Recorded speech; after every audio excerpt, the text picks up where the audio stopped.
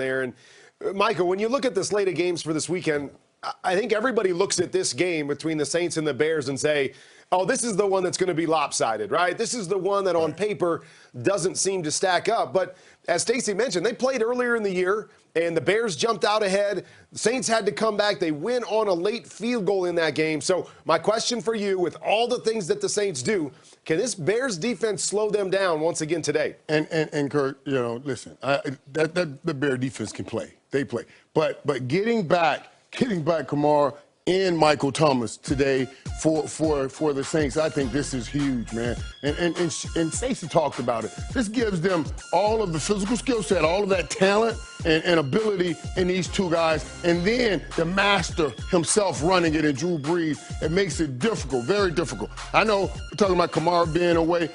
Speed doesn't go anywhere in a couple of days' time, so he'll be fine when he hits the field today. And Irv, we talk a lot about Lambeau Field and the advantage that is for the Packers. I feel like the Dome, even without guys in the Dome, without fans in this Dome, is a different field for Drew Brees. And so it was in Chicago last time.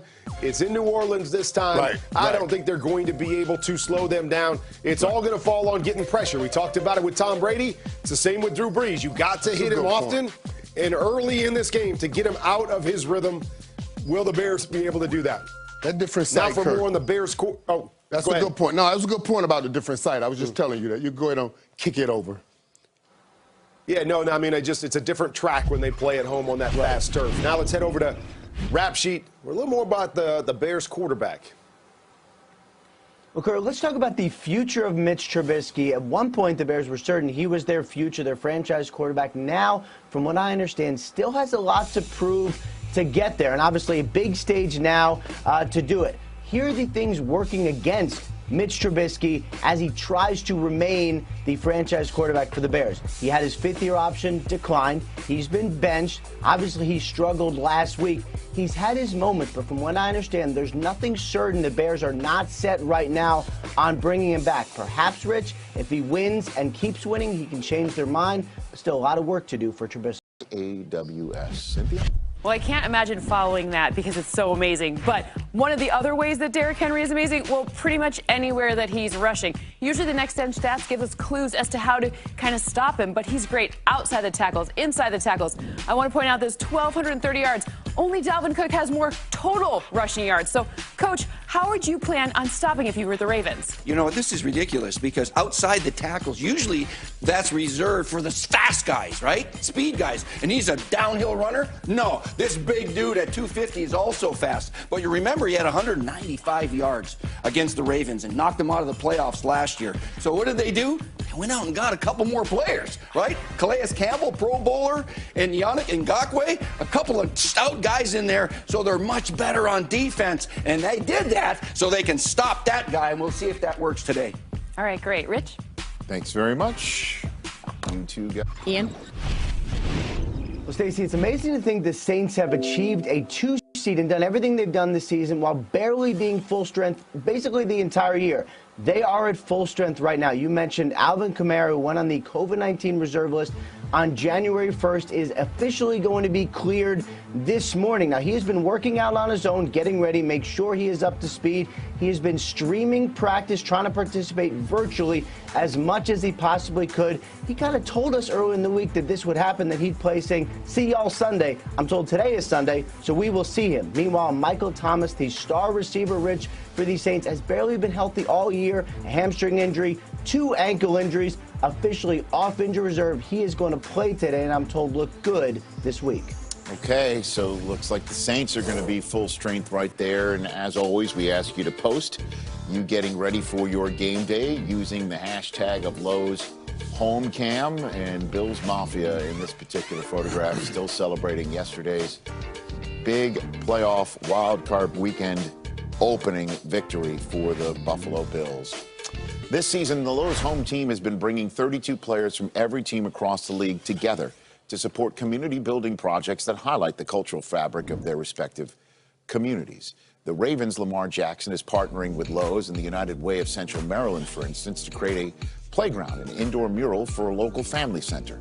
Lamar is personally participating in the mural design for the center by contributing his own original artwork that you saw there. And that's going to be incorporated in the final mural. The Family Center has received several additional updates and plans to open this coming spring. Lamar's Home Team project, part of a larger $2 million commitment from Lowe's to revitalize neighborhoods in southwest Baltimore. Good on all of those great folks there in Baltimore. And, of course, with Lowe's. So, how's Baker going to fare without Kevin Stefanski in his ear dialing it up?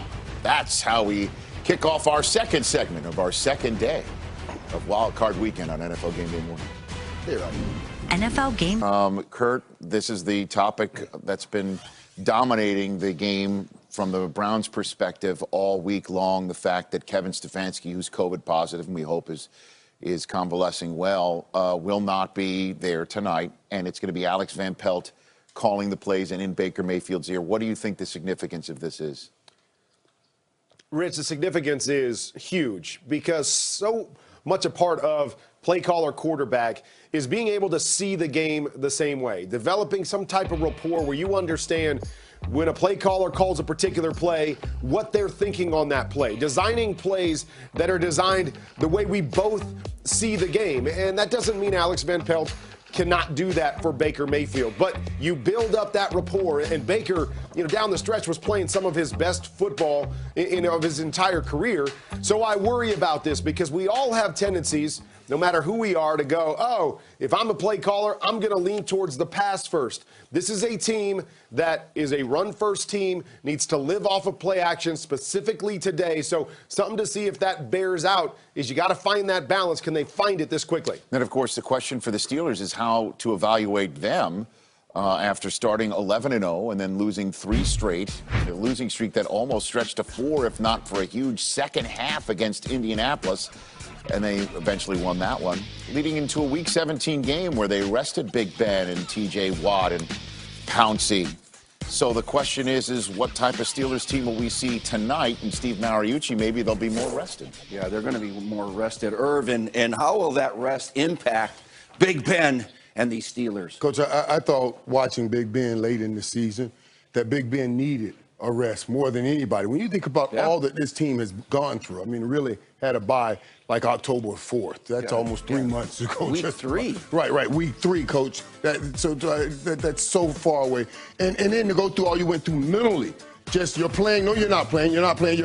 All of that, and he's coming off this injury. And I see this when I see this on the sideline. I was like, okay, this is the best thing for him. 5 of the 6 last games he had thrown interceptions. He needed that rest, and I think he'll come out sharp. Sometimes we forget he had a couple of ligaments in his throwing arm repaired before the season. He wasn't the only one that rested. T.J. Watt, Cam Hayward, Pouncey. So their captains didn't even make the trip. They rested, and I think you're right. They needed that bye, that rest to be fresh for this game. Let's go on over to the Kansas City Chiefs are the 1 seed. Green Bay, number 1 seed. There with the whole team, and we riding on him.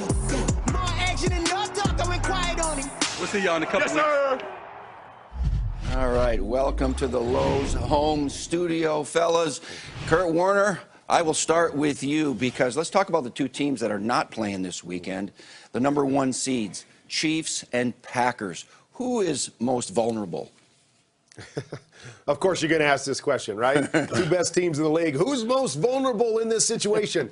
And I have been mooching this one, guys, is I go back and forth, is that, you look at the Chiefs and they've played a lot more close games, but they've also only lost 1 game. You've got the Packers that are playing up in Lambeau Field, which I think is a distinct track for them in the NFC.